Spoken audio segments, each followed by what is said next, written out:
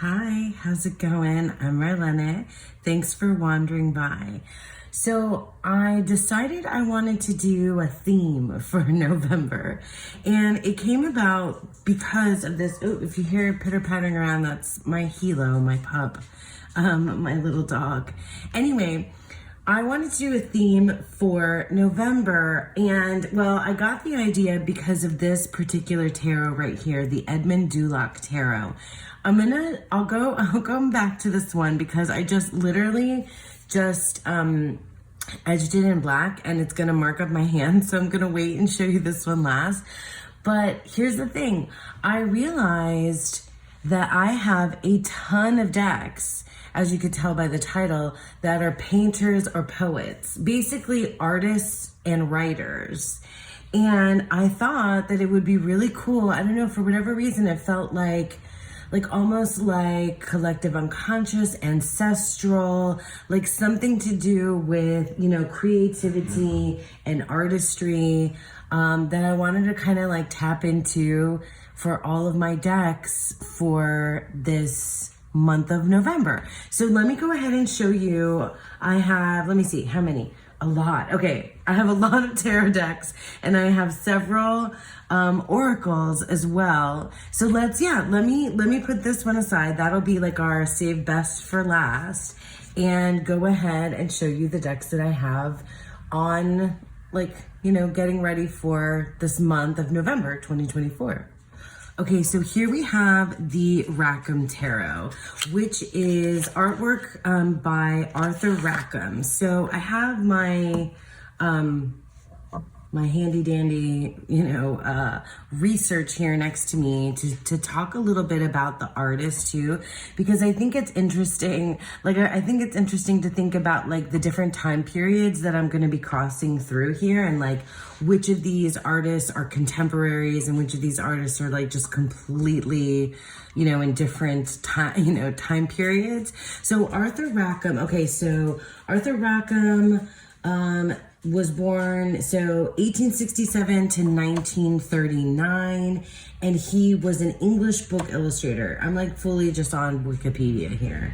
And so, sorry for the motorcycle noises outside. Whew. He is recognized as one of the leading figures during the golden age of British book illustration. His work is noted for its robust pen and ink drawings, which were combined with the use of watercolor, a technique he developed due to his background as a journalistic illustrator. Rackham's 51 color pieces for the early American tale Rip Van Winkle became a turning point in the production of books since it featured an accurate reproduction of color artwork. So his best known works are also illustrations for Peter Pan in Kensington Gardens and fairy tales of the Brothers Grimm. So you see in the Rackham Tarot, you can definitely see. Now this deck, along with the Edmund Dck Tarot, which I'll get back around to, these are taking artwork from the artist and putting it onto the tarot. So it's whatever, curated art deck. This is one of my favorite decks. I've used it a lot. I think of it as dark fairies, and it definitely around November, December, it feels like the right time to use these more storybook type of tarot decks, and I just love it. I don't think it's for everyone. I think it is, it doesn't necessarily land as tarot for everyone, but for whatever reason, it definitely works for me.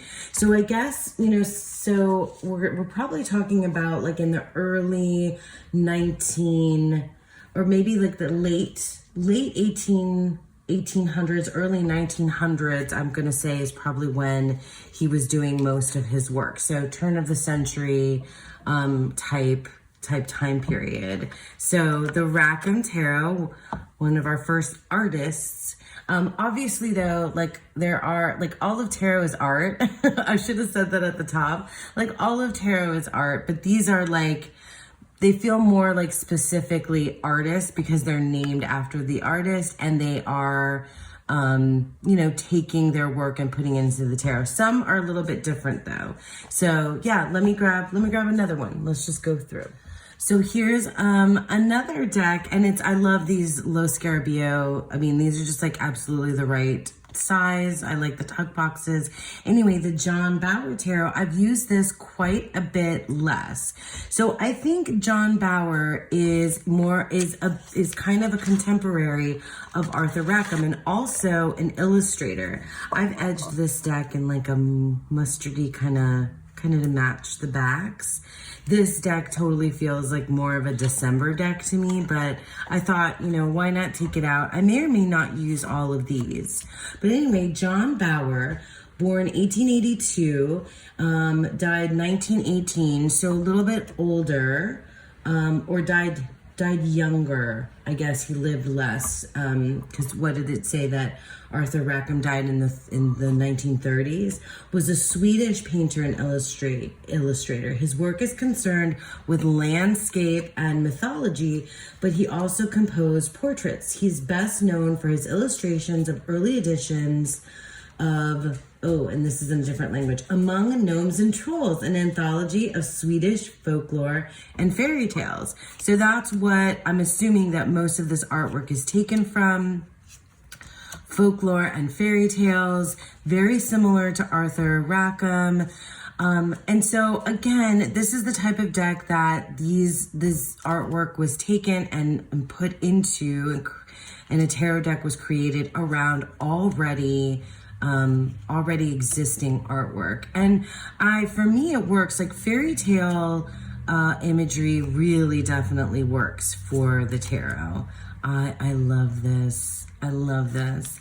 I have not worked with this deck nearly as much as I've worked with the Rackham Tarot, so I might try to work with these a little bit more, the ones that I haven't. But I feel like, yeah, these are the like the capsule collection, the poetry and the poets and painters, the writers and artists that I'm going to play with this month of November. So that's the John Bower Tarot. Okay, so I had to do it, you guys. This is one of my favorite decks ever, the Climp Tarot, Gustav Climp artwork. And again, this was artwork that was taken and curated for a tarot deck. One of my favorite decks. So I've edged mine in black. And I may or may not get to this one if I try to prioritize some of the decks that I haven't used as much over this one. But anyway, let me read to you a little bit about Gustav Climp. So Gustav Climp, born 1862, died 1918.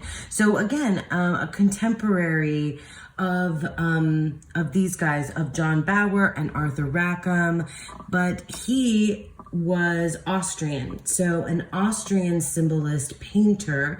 So while the other two were more illustrators, children's book illustrators, he was a symbolist painter and one of the most prominent members of the Vienna Secession movement. Klimt is noted for his paintings, murals, sketches, and other objects d'art. His primary subject was the female body, and his works are marked by frank eroticism. Yeah, you can definitely see that. Amongst his figurative works, which include allegories and portraits, he painted landscapes. Among the artists of the Vienna Secession, Klimt was the most influenced by Japanese art and its methods. Yeah, look, I'm not an art history major, but I do think it's really cool. I'm not even like an art history minor. I'm not even like art history adjacent. I studied literature. Well, I studied film and literature and some philosophy, but mostly literature, some film, some philosophy. Anyway, and that was like, a million years ago. But in any case, Klimt, for me, it has a bit of a surrealist quality, but I guess I'd have to look up and see what like symbolist movement is all about. Beyond like the obvious, symbolism. But I think he was kind of groundbreaking for the time. Anyway, yeah, so Klimt, Gustav Klimt, another artist, painter for this Poets and Painters capsule collection that I will likely, be choosing from here in November. Okay, so now here we have a little bit more of, I would say, modern, postmodern artist, Fric Pinter. And now I know that for the Fric Pinter Tarot, this is also Lo Scarabeo. I really wish that this existed in this form. I wish that it did, because this deck, I really would use it so much more if it weren't in this cardstock that hurts my hands. But in any case, here are the backs, Fric Pinter. So Fric Pinter, born 1931, died 2008. So definitely more modern time period. We're talking postmodern. So Pinter was born at Alassio, Liguria. I have no idea. To a Hungarian father and Italian mother. His name was spelled Pinter Ferenc in Hungarian and pronounced blah, blah, blah. Okay, so He signed most of his works with the Hungarian name order, Fric Pinter. I see, so that's why the name. Anyway, so, this is his, kind of biography. So he did, in 1989, that's when he painted this, the Tarot Triumphs. But before that, he was known for poster illustrations, and he did numerous covers for Mondadori books and magazines.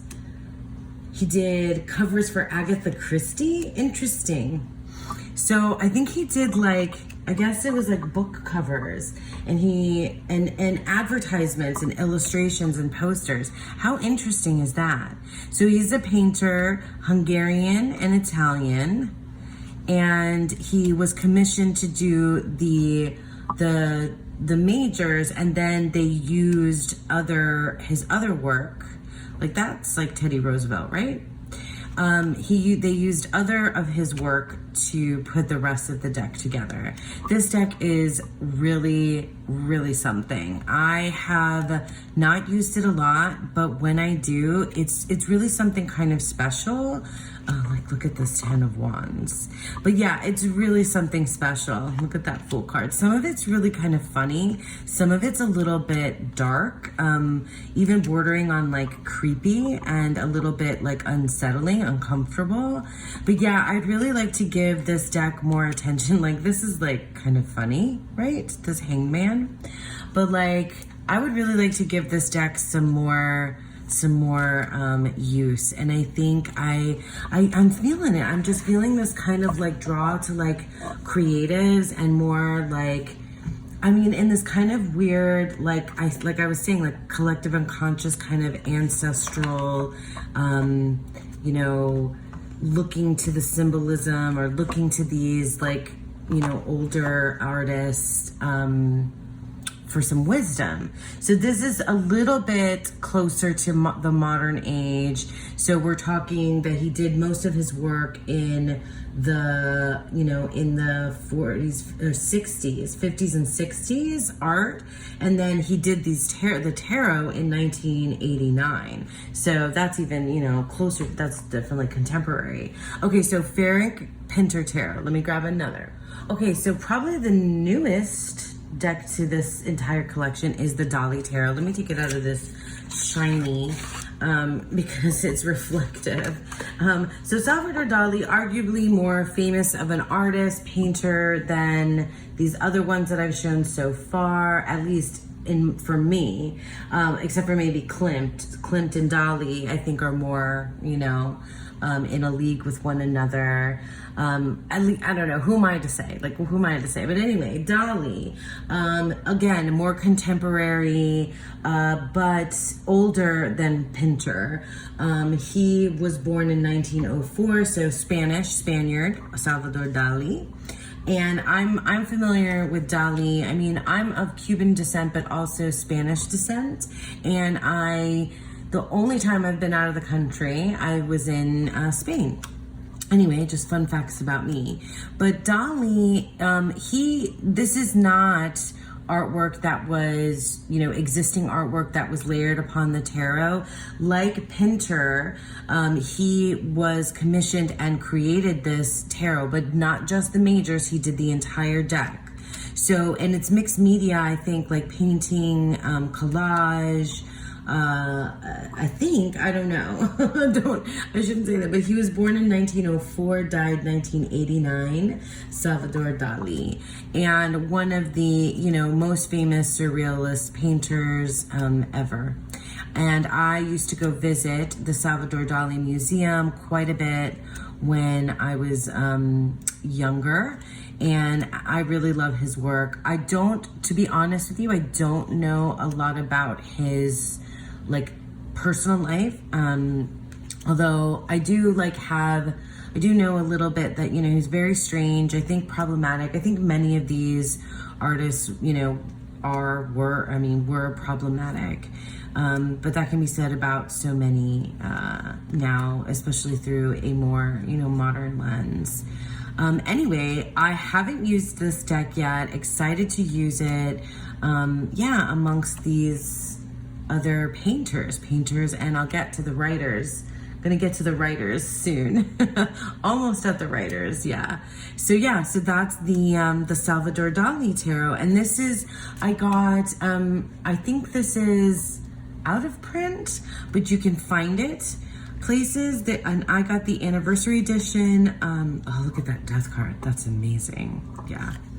It's just, I like it. I think it's really cool, and I'm very excited to use. Look at that temperance.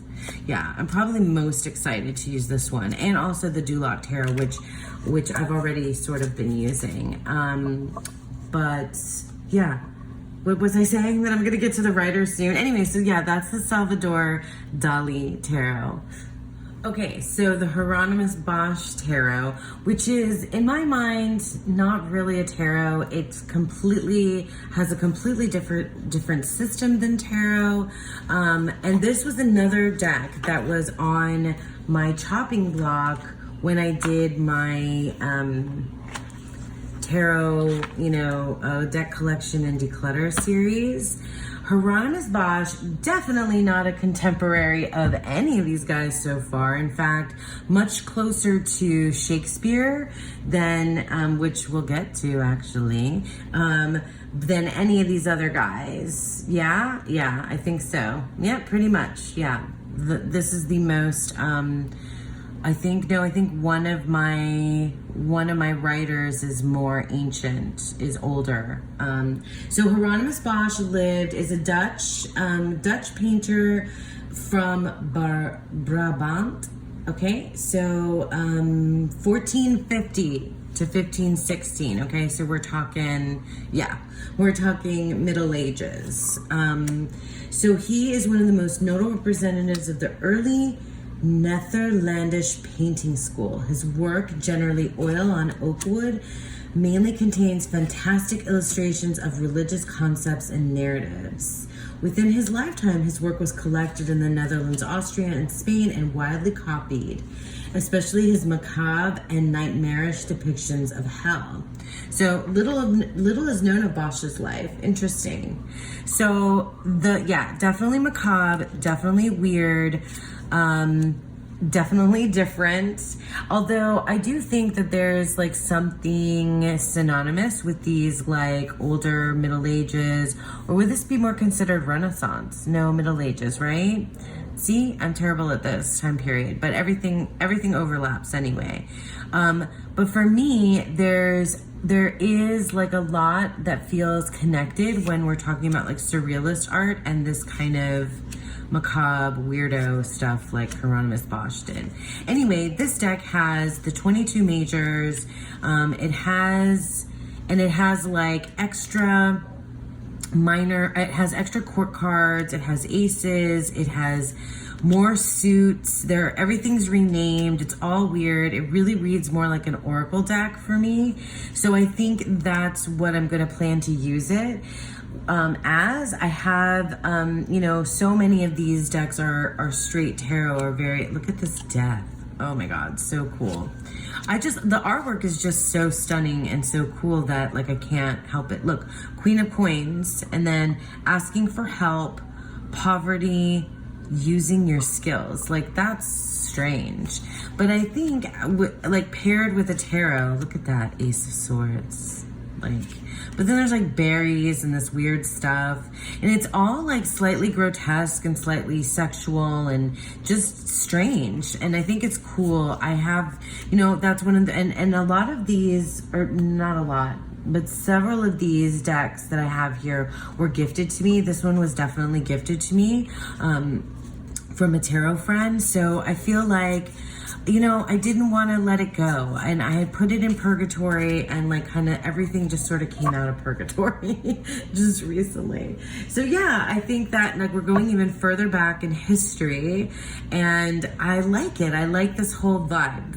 I like that I've got this just very kind of specific theme here going on. So we have the Hermanus Bosch Tarot. Yeah, let's do another. Okay, here we have the Shakespeare Oracle, which is actually a tarot. And this is actually a tarot with the full tarot system. It's a pip deck, and this one is unfortunately out of print, but I think you can still find it around. The others, so far, everything except for Shakespeare and Dali are all mass market and easy to get your hands on. I love this deck. I haven't used it in a hot minute though. And so now I feel like, wait, except for the Duloc Tarot, everything else are writers, with one exception that's a poet artist. So we're talking playwright, poet, William Shakespeare. And we're talking 1500s as well. And so more, older and more in the vein of Bosch, I guess earlier time period though. And I think, oh my gosh, I love this deck so much. I am not a Shakespeare scholar. I've read most of them. I've read most of the most famous pieces, like the most famous sonnets, Romeo and Juliet, Hamlet, Macbeth.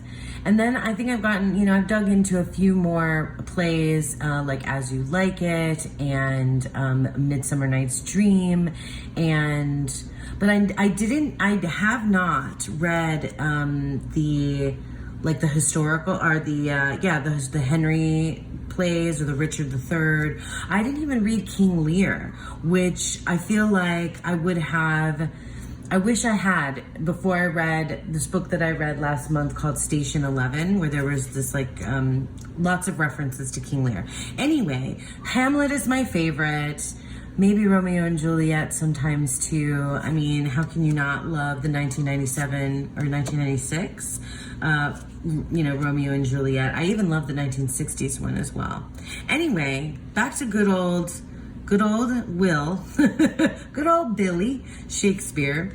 I love this deck because it has quotes from the plays. So even though I'm not a Shakespearean scholar at all, I definitely have a love and appreciation for Shakespeare. I have a love and appreciation for Shakespeare's contribution to literally, all of culture, Western culture, pretty much afterwards. And it's just in everything. Just like Greek mythology is in everything, I think Shakespeare is everywhere, alluded to pretty much everywhere. And you may love that or hate that, but it's there. It's definitely there. And this is cool. I really love the quotes. I like the characters. It's a really well written guidebook. I have not used this deck in quite some time. See, I don't recognize all of the characters. Yeah. So I'm definitely going to have this in the little capsule collection for November, and hopefully I'll use it alongside some of these other decks. I think there can be all different kinds of pairs and combinations here. So yeah, let's do another. Okay, and here we have the Poe Tarot. I can't believe I have this many of these artist and writer decks, but I think it's really cool that I didn't even realize that I was collecting these, and suddenly I have like a whole collection of them. Really cool. Okay, so the Poe Tarot, I know there's another Poe Tarot that exists out there, but this is the one I have. I think I prefer, I've looked at both, I remember, and I definitely prefer this one. Now, I'm not a big, like, Edgar Allan Poe scholar either. I definitely read most of his most famous works, definitely in grade school. And I really like this. I really like this deck. I think it's really clever from what they chose from Poe's work. But yeah, definitely around, I should have used this in October, but, and I did last year, I think, but, it's still good, I think, for this, November type in the darker, the darker half of the year, as lots of people say. So Edgar Allan Poe is not a contemporary. He's definitely not Middle Ages. We're talking more early 1800s. So he was born in 1809, and he's American. So 1809, 1849.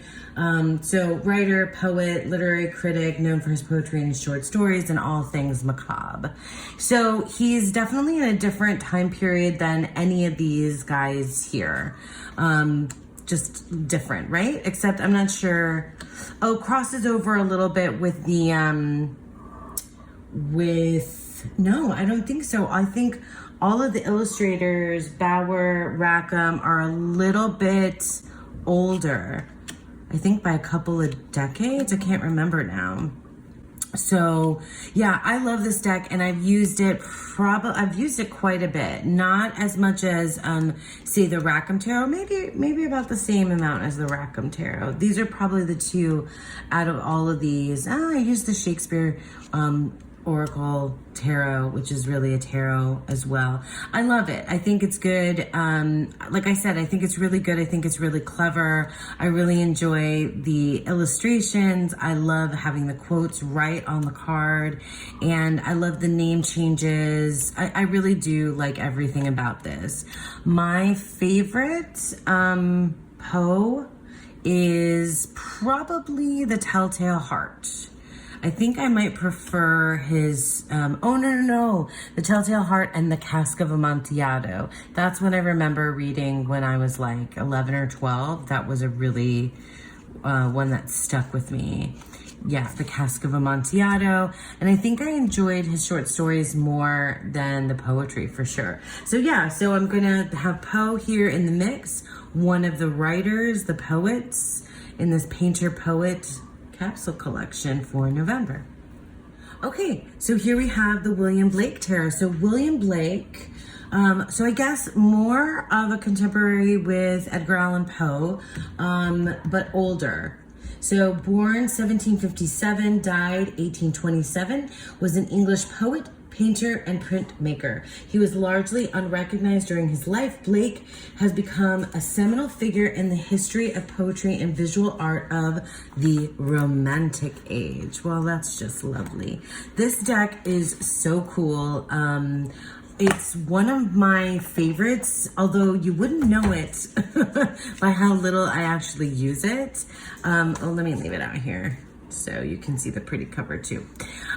So here's the thing.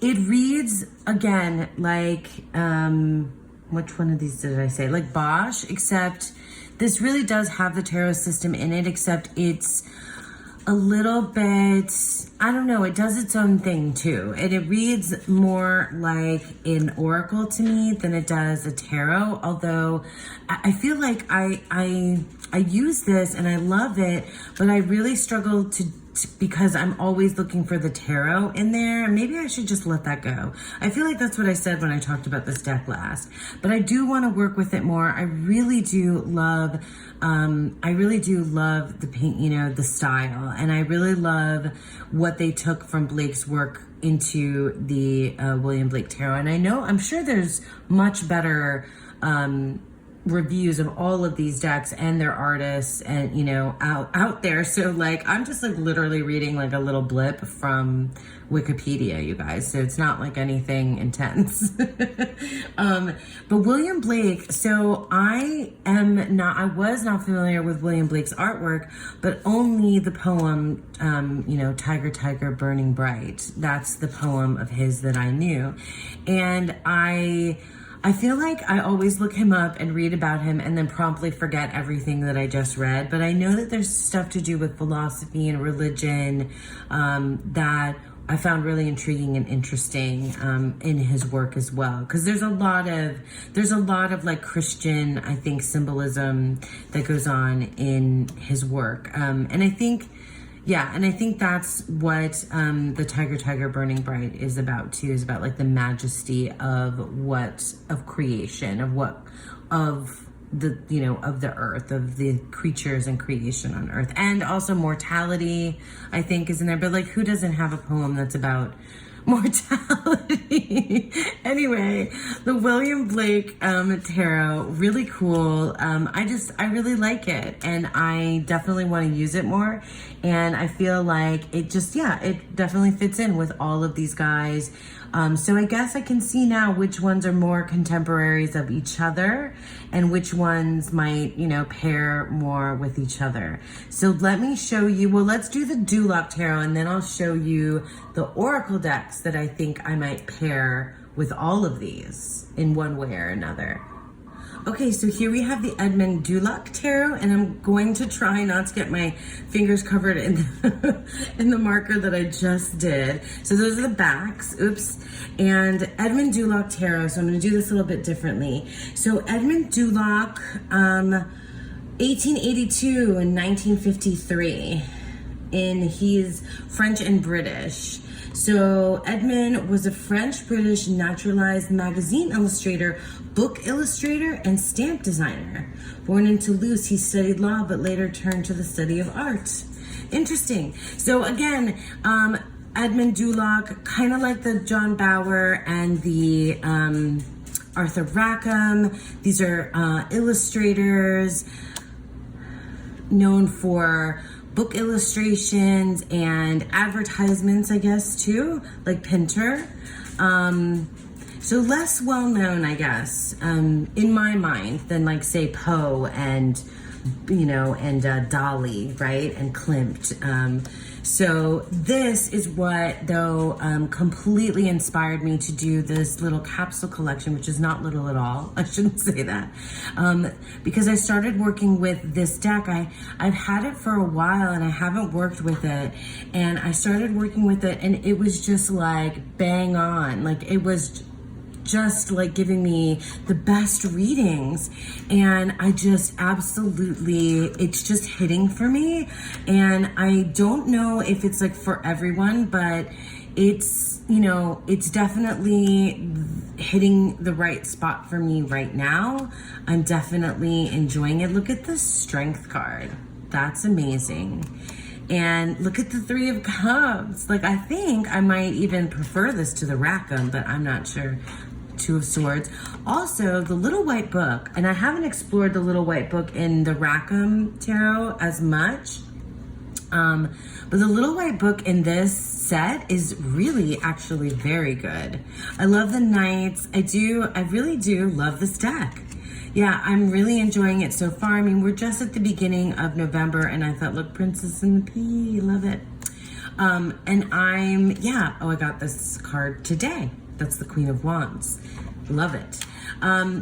This is what inspired this whole kind of capsule collection, this whole like story, symbolism, artistry, creativity, which I didn't mention about the William Blake Tarot, but that's like what it's designed for. It's designed for creativity. I just feel like it just feels like these are the right decks for this moment, and I'm just like super excited about it. I don't know if it'll inspire me for my creative pursuits, but I don't know. I just feel like I needed these particular voices through the tarot, if that makes any sense. So let me grab the last bit to show you. Yeah. Yeah, and it's gonna maybe be quick. We'll see. Okay, and so here are all of my poets in the Divining Poets collection. I've shown these off separately and all together on my channel before, but these were, I think, all of them kindly gifted to me, except for maybe one. Maybe I bought one and the rest were gifted to me. Anyway, from a lovely friend. Anyway, so we have Rumi, Yeats, Dickinson, and Clifton. And I know I have them in order of time period. But I don't know. Let me see, because Rumi, I know, is the most ancient of all. Let me give you the time period here. So we're talking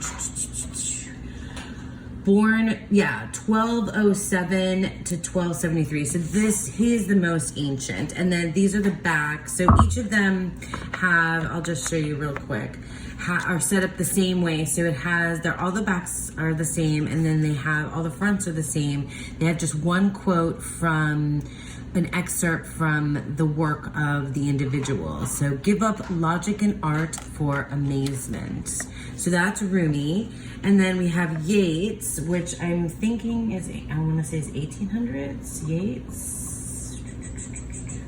Yeats, William Butler Yeats, 1865, to 1939. So,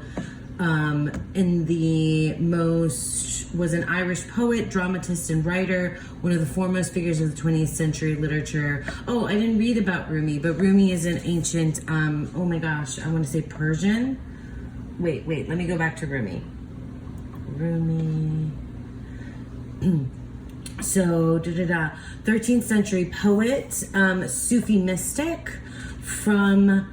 originally from Greater Khorasan and Greater Iran. So were written mostly in Persian. His works were written mostly in Persian, but also occasionally used Turkish, Arabic, and Greek in his verse. So we're talking 13th century.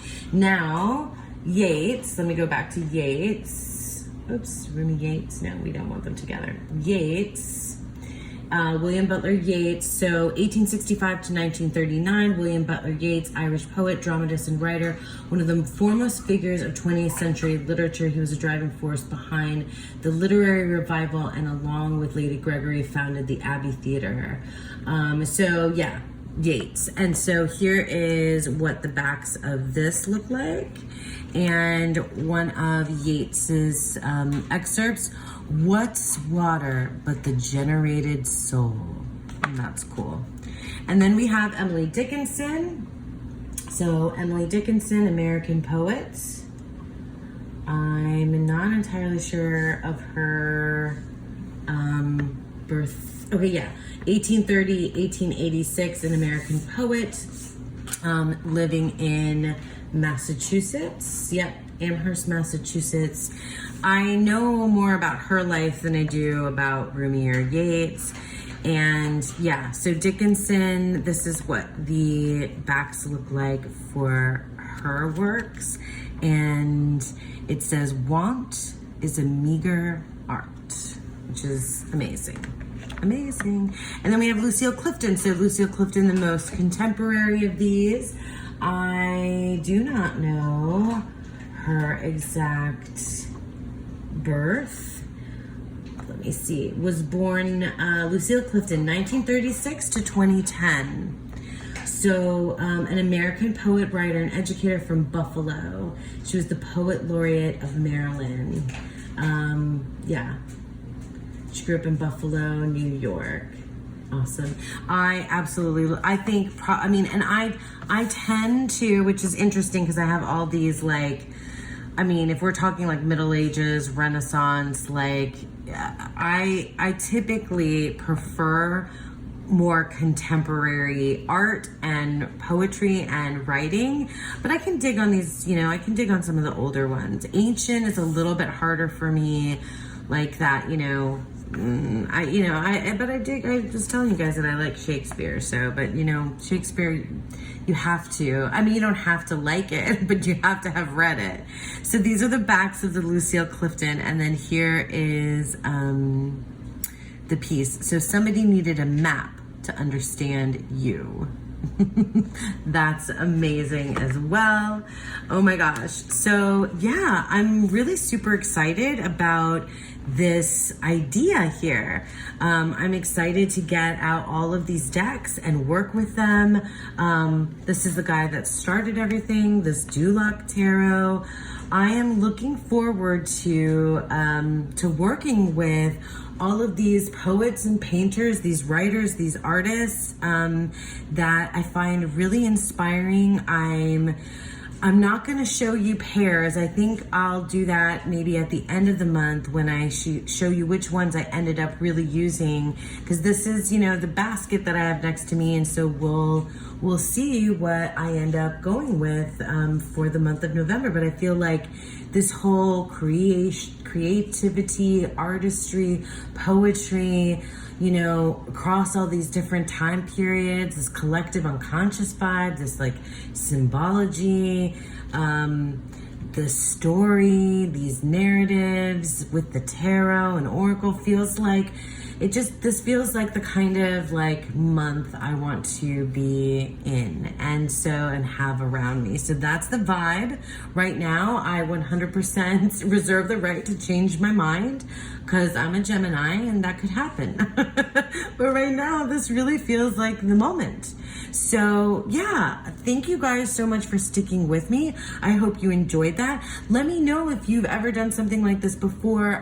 Tell me, do you have like a theme that you do for like specific months? Maybe like you have a specific like fairy month or something like that. Let me know in the comments below. Tell me what you think of these. And yeah, thank you again so much for sticking with me, and I hope that you all have a beautiful, wonderful day. Bye.